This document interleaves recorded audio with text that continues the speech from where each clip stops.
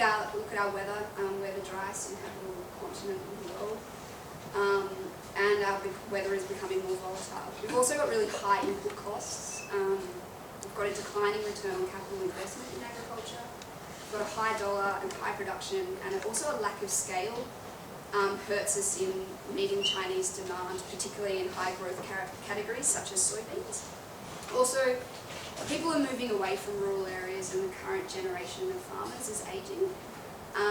The mining boom actually exacerbated agricultural resource and workforce pressures. We couldn't pay the sort of money these young kids as well were getting in the mines, who would walk out of the mines after a couple of years with $500,000 in their pocket. It's also estimated that the number of agricultural graduates in Australia is only about a fifth of what's actually needed. Just a graph here, you can see also that Australia's total farmland is actually declining. It's declined more than 60 million hectares from the 1990s, which is about 13% of the base. And this is just due to urban growth, low productivity of agriculture compared to other uses of the land, and also environment and conservation requirements. But there is a huge opportunity here in terms of the growing need for agricultural demand. You can see here that there's been an increasing trend of purchasing power and GDP in China. So the growing demand from millions of urbanised middle-class consumers for higher quality meat as well as dairy is creating a massive export opportunity, but it's also creating a massive export opportunity for everyone, not just us. Also, developing countries actually closer to us, such as Indonesia and Malaysia, are also expected to show strong growth in both income and population over the next 10 years, so there's an opportunity there. Just wanted to note as well, as wealth increases, obviously, demand shifts away from raw commodities and onto proteins and value-added products. So a value-added product can either increase a product's value or its price. So a good example, actually, of growing demand for value-added products to China is seen in the wine industry. You can see the spike is just huge. And the growing middle class is so big. Australia is known, its reputation is good for wine. It's good amongst the newer economies, like Spain and Argentina. Not Spain, or Argentina. We can't compete with places like France and Spain and some of the European producers. But wine exports to China were about 6% of our total exports of wine in 2009, but there's a projection that it will be up to 30% by 2018, depending on how quickly also Chinese wine growing develops as well. In terms of threats, so managing disease and biosecurity risk is an ongoing issue for every agricultural producer, not just us. They can shut down whole industries pretty quickly. As mentioned earlier, Australia has some of the lowest producer supports from the government in terms of input subsidies. That's also been seen as a strength of ours though. Low-cost competitors are a real threat. It seems at the moment there's this global race to capture this opportunity and to carve out a competitive advantage in the global system. So Australia was ranked second as agricultural exporter to Asia at one stage, but it's been overtaken by Brazil, particularly in the last 5 years. So some of these competitors have larger natural resource bases that are more arable, and they've got significantly lower labour and input costs as well. And then finally, climate change has the potential to change the productivity of agriculture at a regional level, so at an Australian level. And I think it's probably the most pressing challenge that we're coming up against. Maintaining and even producing the growth of food and fibre in an area where we have increased mean temperatures is going to be really, really problematic. It's estimated that Australia will experience a decline in average rainfall in the coming decades, and we've already got significant issues in terms of drought variability and droughts and fires, and as well as floods across the way. So just on that, the last section is just about drought, and I just wanted to introduce you to the idea of drought, particularly because it's hard to probably, not stomach, but think of, particularly in Vancouver. I know that being so far away from home, I'm quick to forget how dire the situation can be. And I think this is, it rounds off well because there are so many opportunities out there, and we are our history is, is being born out of agriculture, but this is just, it's going to be really hard next century. So I want to outline both the economic, but also as well the human and the animal and the social impacts of drought. So Australia's climate has always been really variable, and drought has been a significant part of our history.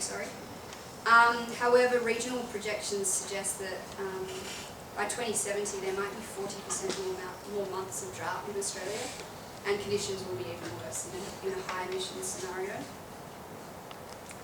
So the decade spanning around 2000 to 2010 was the last straw for many Australian farmers and communities who just had to close their door from agriculture with nearly up to 10 years of no income and rising levels of debt. A lot were pushed out of the industry.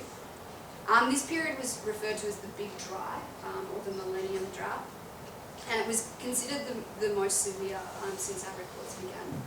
So this map just shows average rainfall just for 1 year, 2002 to 2003.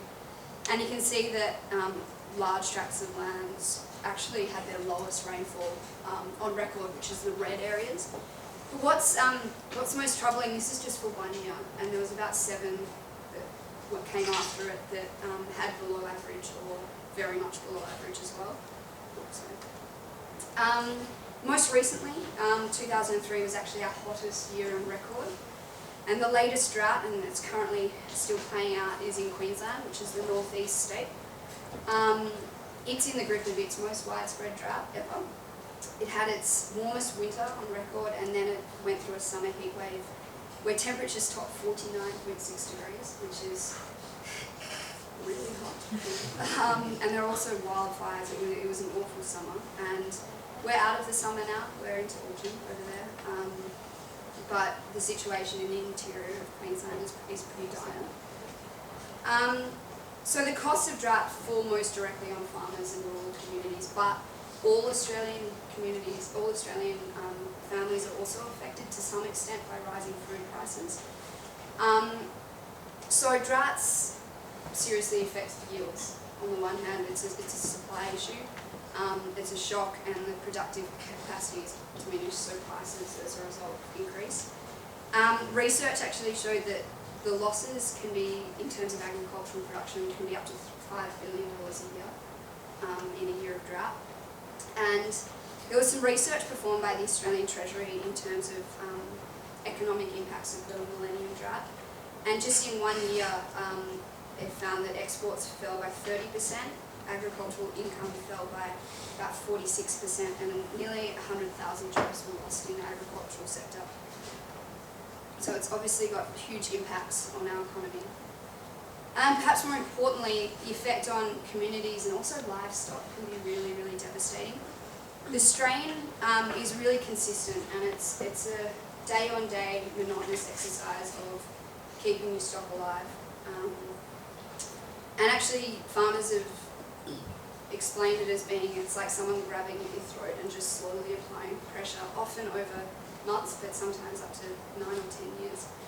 So during the Millennium Drought, there was a report that came out that there was actually a suicide every 4 days in rural Australia.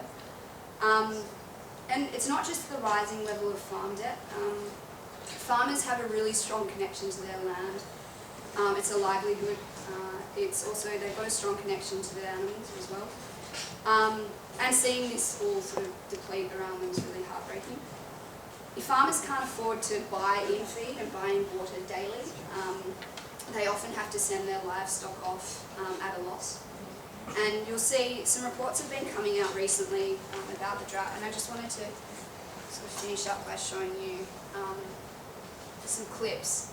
So the guy who you'll see talking is actually comes from a farm in New South Wales, a sheep and grain farm. And just few things. There might be some few distressing images if anyone's got a problem with that. You might want to go. But I think it just brings a real personal element to the issue of drought and agricultural production. So hopefully it's right.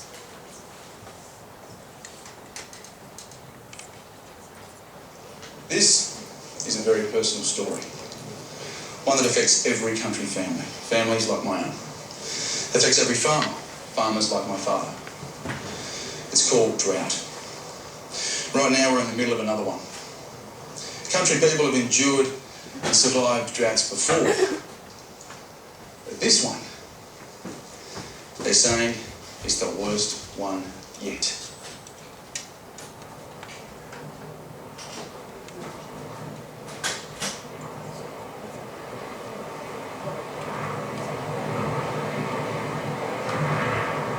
Drought's a very cruel thing, you know, it just creeps up, it's like a cancer and it just eats away at people, it eats away at land.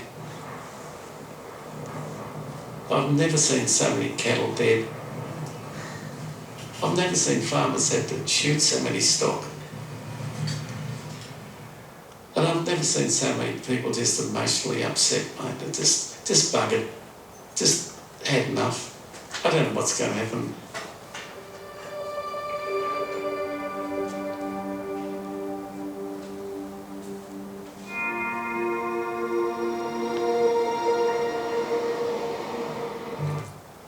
Too young to realise the effect it was having on our parents. We had to sell a lot of sheep and people were shooting their sheep because the cost of the bullet was cheaper than the cost of transporting them into town, and then they had to dig holes to bury them. Yeah, because just it was so drastic that they were worth nothing and that you couldn't feed them. That would have been tough on Dad. Well, it's very tough but they're bred like that, these farmers. They go through good and bad and droughts and floods, and they know that's the way it's got to be. And what's it do like, a drought? Bad things? Well, it does bad things. He's got nothing to do on the farm. He watches his stock die, or he's selling off at a loss. He sits back and he knows full well when it does rain, the muck's going through the roof. So you're going to pay top dollar to restock. So that's what you've got to look forward to. Well, yeah, I remember you standing and looking out the kitchen window and saying, shit, is it going to rain? Rain, the cloud out there. God come over here. Well, that's what you did, though. I know. You did it there every morning. I know, it was bad. It was very bad. But tomorrow's sale, I've got to meet the market. But the unfortunate part is the market's going to meet me. Yeah. There's going to be a clash, and I'll come out second best. It's been almost 2 years since the last big rain. Now, big decisions have to be made, and that means sending starving cattle to a desperate market. Come on. They've got to go. There's no more room, there's no more feed. And that's what he runs down. Yeah. Get him into their cattle. Yeah, cattle.